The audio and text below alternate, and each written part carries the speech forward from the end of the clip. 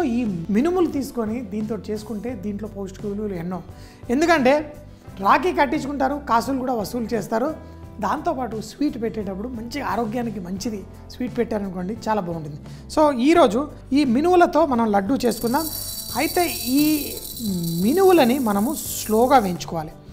మనం ఏదో ఇలా అంటే కాదు, మీరు ఒక 7-8 నిమిషాల పాటు స్లో మంటలో వేయించుకుంటే అప్పుడే పప్పు లోపటిదాకా ఆ కుక్ అయి మనకి మంచి సువాసన వస్తుంది.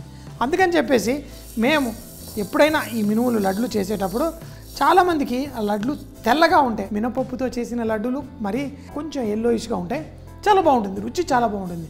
కానీ ఈ పొట్టుతో చేస్తే మనకి బోల్డంత ఫైబర్ వస్తుంది. అయితే ఈ మినువుల పొట్టు ఏదైతే ఉంటుందో తీసి ఇండస్ట్రీలో చాలా వాటికి వాడతారు, ఫర్మెంటేషన్కి వాడతారు, మంచి ఫైబర్ కంటెంట్ యాడ్ చేయడానికి వాడతారు.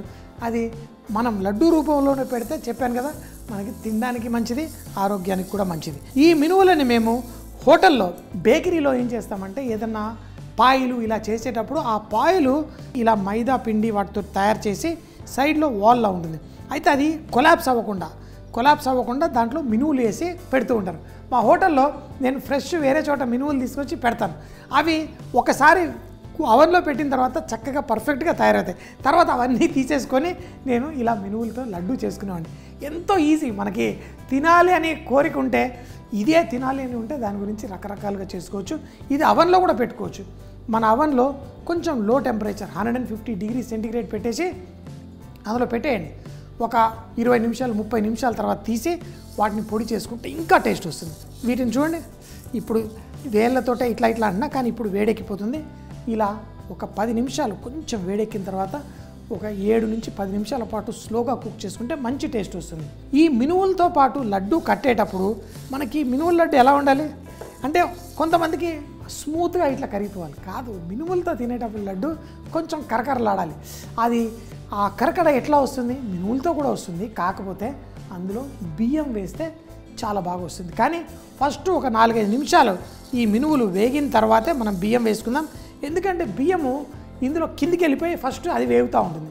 అందుకని ఫస్ట్ ఈ మినువుల్ని ఒక 5 నిమిషాలు వేయించుకొని తర్వాత ఈ బియ్యాన్ని వేసుకుందాం.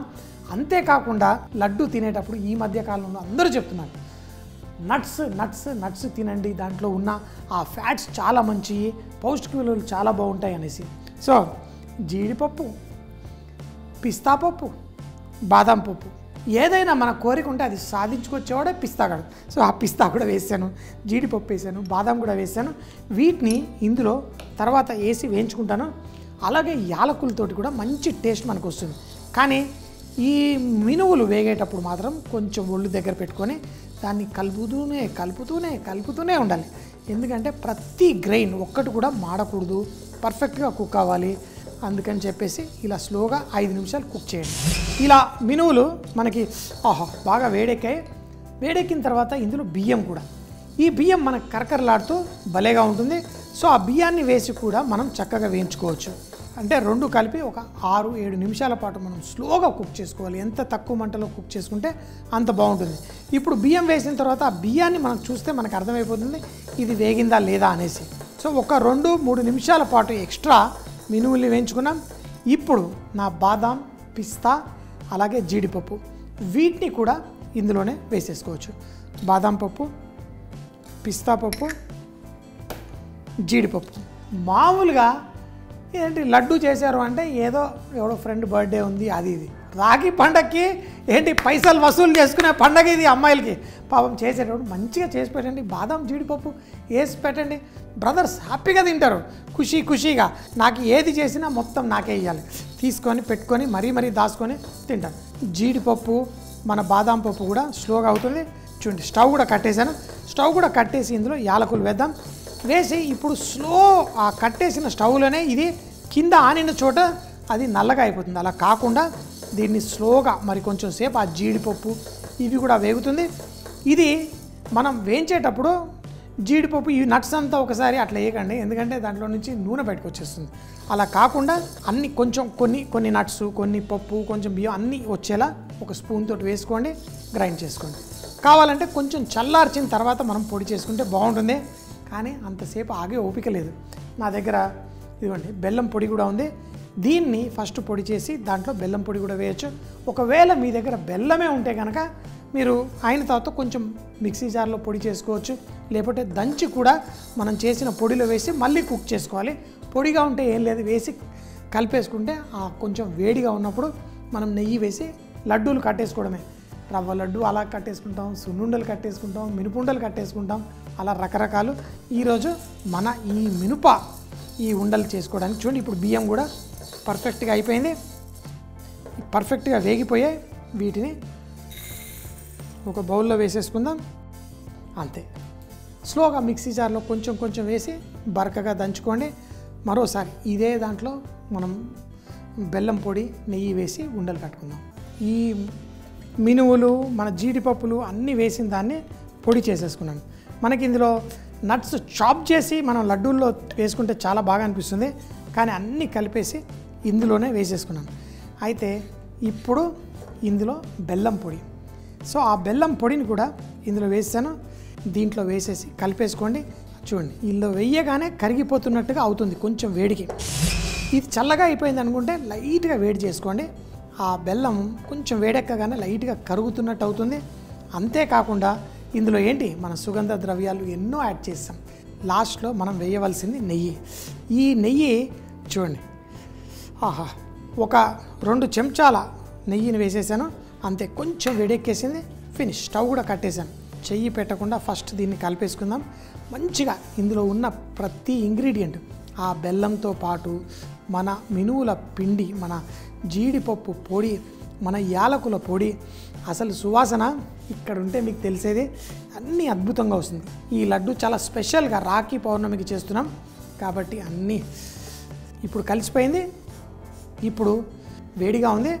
ఈ వేడిలో కావాలంటే మీరు ఒక 2 చుక్కలు ఎప్పుడైనా అవసరం పడితే, మీ లడ్డు కట్టేటప్పుడు కష్టంగా ఉంటే దీంట్లో 2 చుక్కలు పాలు నీళ్ళు కూడా జల్లి వేసుకోవచ్చు. కొంతమంది లైట్గా తేనె వేసి కూడా కట్టుకుంటారు. ఏది లేకపోయినా లడ్డు ఈజీగా కట్టేసేయచ్చు. అంతే, దీన్ని ఒక బౌల్లో తీసుకుందాం. బౌల్లో వేసేసుకొని ఇప్పుడు లడ్డూలు కట్టేసుకుందాం. చూడండి,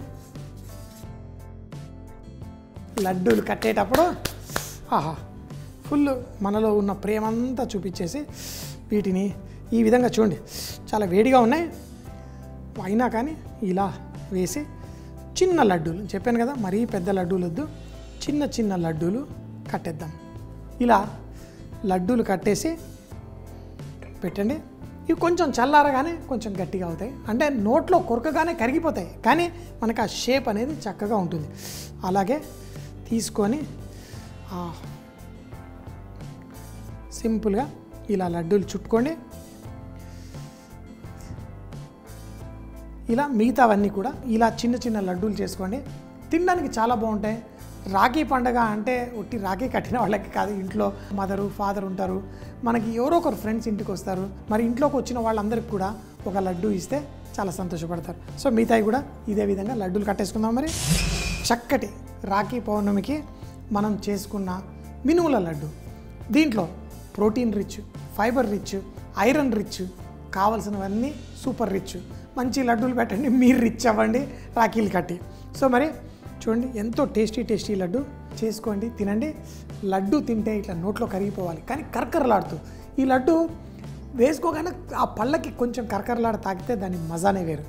రాఖీ పండగ స్పెషల్ మినుప సునుండలు. బెల్లంతో తయారు చేసుకునే ఈ సునుండల్లో మనం జీడిపప్పు, బాదాం, పిస్తా కూడా వేసి చాలా రిచ్గా చేసుకోవచ్చు. ముందుగా ప్యాన్ లో మన మినువులు వేసి చూపించిన విధంగా డ్రై రోస్ట్ చేసుకోండి. 6-7 నిమిషాల పాటు చక్కగా వేయించిన తర్వాత దాంట్లో బియ్యం కూడా వేసి దాన్ని కూడా స్లో మంటలో రోస్ట్ చేసుకోండి. దీంట్లో జీడిపప్పు, బాదాం, పిస్తా వీటిని కూడా వేసి డ్రై రోస్ట్ చేసి దాంట్లో యాలకులు కూడా వేసి చల్లారిన తర్వాత మిక్సీ జార్ లో వేసి పొడి చేసుకోండి. పొడి చేసుకున్న మిశ్రమాన్ని మన ప్యాన్ లో వేసుకొని బెల్లం పొడి కూడా వేసి ఒక 2 చెంచాల నెయ్యి కూడా వేసి లైట్గా వేడి చేసి వాటిని చిట్టి చిట్టి ఉండలుగా కట్టి ఈ లడ్డూలని రాఖీ పండగకి స్పెషల్గా వడ్డించుకోండి.